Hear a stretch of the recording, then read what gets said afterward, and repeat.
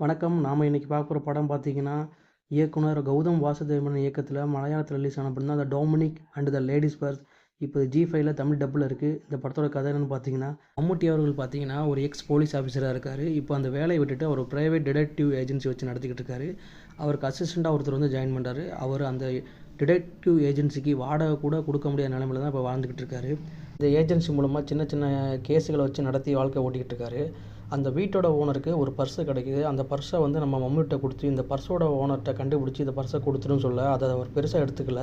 மறுபடியும் அந்த வீட்டோட ஓனர் தனக்கு தர வேண்டிய வாடகை பாக்கிக்காண்டி இந்த பர்ஸை நீ கண்டுபிடிச்சி கொடுத்தனா எனக்கு வாடகை தர வேண்டாம்னு சொல்ல, அதுக்கப்புறம் இந்த கேஸை கொஞ்சம் சீரியஸாக எடுத்து பார்க்க ஆரம்பிக்காரு. எப்படியோ ஒரு வழியாக அந்த பர்ஸோட ஓனரை கண்டுபிடிச்சி வீட்டுக்கு போகிறாரு. வீட்டுக்கு போனதுக்கப்புறம் தெரியும் அந்த பர்ஸோட ஓனர் காணாமல் போய் 2 நாள் ஆச்சுன்னு தெரியுது. அதுக்கப்புறமா இந்த கேஸை விசாரிக்க ஆரம்பிக்கிறாரு.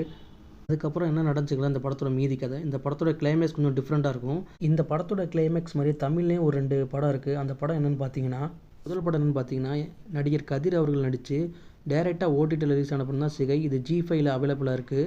இன்னொரு படம் பார்த்தீங்கன்னா திட்டம் 2. இந்த படம் பார்த்தீங்கன்னா சோனி லைவ்ல அவைலபிளாக இருக்குது. இந்த 2 படங்களும் கொஞ்சம் டிஃப்ரெண்ட்டாக இருக்கும்.